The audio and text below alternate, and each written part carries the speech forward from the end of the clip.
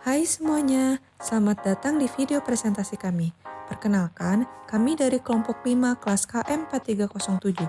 Di sini, kami akan mempresentasikan analisis kami terhadap CV Mutiara Jaya Abadi untuk memenuhi tugas mata kuliah komunikasi kelompok dan organisasi. Sebelumnya, izinkan kami untuk memperkenalkan anggota kelompok kami. Yang pertama, Arel Natania Sahulata. Yang kedua, Temi Fitria Damayanti. Yang ketiga, Hana Maharani Ridaning Tias. Yang keempat, Safira Amelia Maulana. Selamat menyaksikan.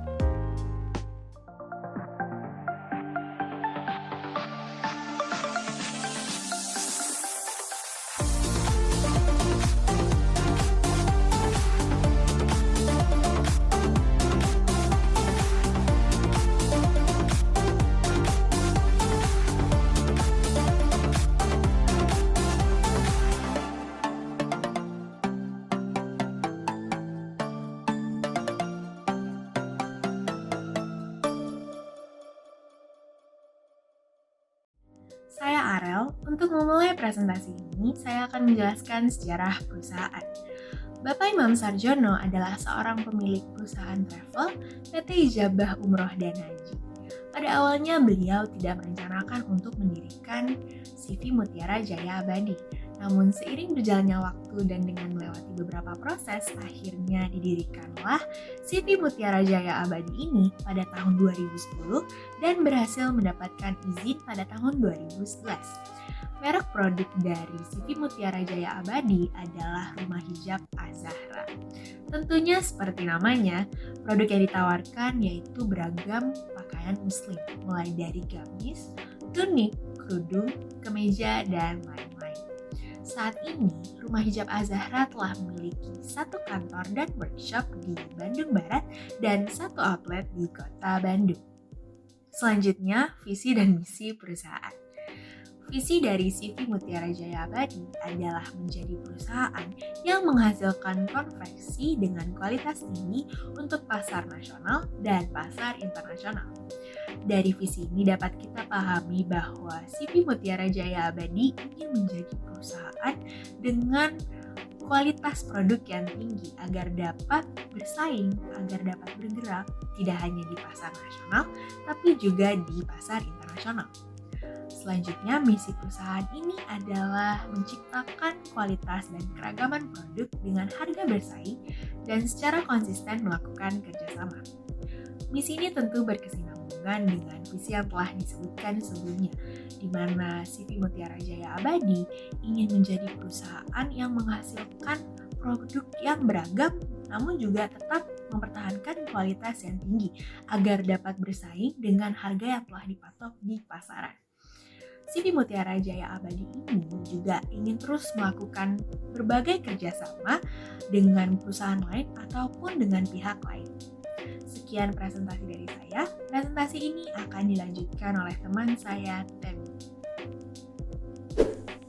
Selanjutnya penjelasan mengenai logo dan filosofi yang diambil oleh perusahaan CV Mutiara Jaya Abadi. Dalam logo yang berbentuk oval, memiliki arti sebagai bulatan dunia yang dimana sebagai misi dari perusahaan tersebut dan dijadikan sebagai kiblat fashion dunia. Selanjutnya ada warna ungu yang diidentikan sebagai kaum wanita, kemudian dijadikan sebagai segmentasi pasar dalam perusahaan CV Mutiara Jaya Abadi. Dan selanjutnya adalah kata Az-Zahra yang menggunakan font Arabik, yaitu memiliki arti sebagai identitas muslim dan menggunakan warna putih sebagai warna putih yang bersih. Selanjutnya, penjelasan mengenai struktur organisasi dalam perusahaan CV Mutiara Jaya Abadi. Dalam struktur organisasi perusahaan CV Mutiara Jaya Abadi terdapat direktur yaitu Bapak Imam Sarjono, kemudian di bawah direktur terdapat keuangan ada Ibu Wulan, selanjutnya ada marketing oleh Ibu Vini, dan produksi ada Bapak Dani. Di bawah produksi terdapat pengawas produksi dan quality control. Pengawas produksi ada Ibu Nini dan quality control ada Ibu Ida. Di bawah pengawas produksi terdapat catering oleh Ali dan penjahit. Selanjutnya akan dijelaskan oleh teman saya Hana. Di sini saya akan membahas mengenai budaya di perusahaan Mutiara Jaya Abadi. Sebelumnya, Budaya organisasi adalah suatu sistem yang mengacu pada makna bersama yang dianut oleh anggota organisasi dan yang membedakan antara suatu organisasi dengan organisasi yang lainnya. Budaya organisasi di perusahaan Mutiara Jaya Abadi yang pertama adalah datang tepat waktu. Perusahaan Mutiara Jaya Abadi menjadikan datang tepat waktu sebagai budaya di perusahaan mereka karena jika terlambat dalam bekerja, pekerjaan akan tertunda. Dan ini sangat dihindari oleh karyawan di perusahaan Mutiara Jaya Abadi. Yang kedua adalah bekerja selama 8 jam. Dengan bekerja selama 8 jam ini, diharapkan karyawan dapat bekerja secara efisien dan menyelesaikan pekerjaan yang ada. Yang ketiga adalah memberikan masukan dan saran, entah antar karyawan kepada pemimpin, atau pemimpin kepada karyawan. Hal ini terjadi agar komunikasi dan pekerjaan berjalan dengan baik. Yang keempat adalah reward. Reward diberikan kepada karyawan yang dapat menyelesaikan pekerjaan dengan baik dan mencapai target. Reward ini berupa bonus gaji setiap bulannya. Reward ini diberikan kepada karyawan untuk memotivasi mereka agar meningkatkan kinerja mereka. Selanjutnya, saya akan membahas mengenai bentuk keberhasilan. Bentuk keberhasilan pertama perusahaan Mutiara Jaya Abadi adalah pada tahun 2011, Bapak Imam Sarjono selaku pemilik dari perusahaan ini berhasil mendapatkan izin usaha. Yang kedua adalah dapat bangkit dari kerugian. Pada tahun awal perusahaan ini dimulai, Bapak Imam Sarjono mengalami kerugian.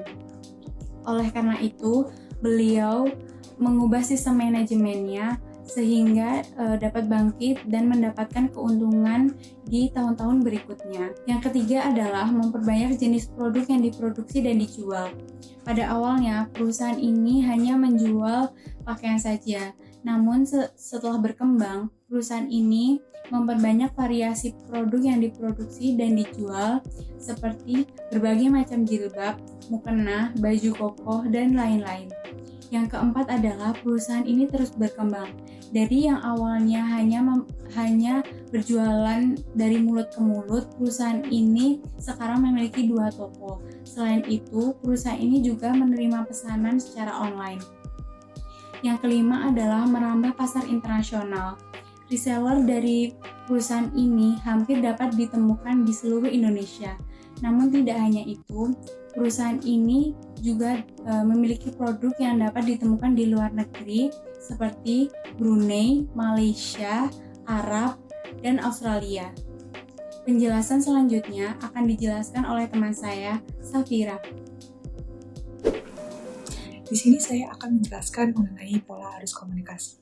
Pola arus komunikasi dibagi menjadi 3 jenis, vertikal, horizontal, dan diagonal.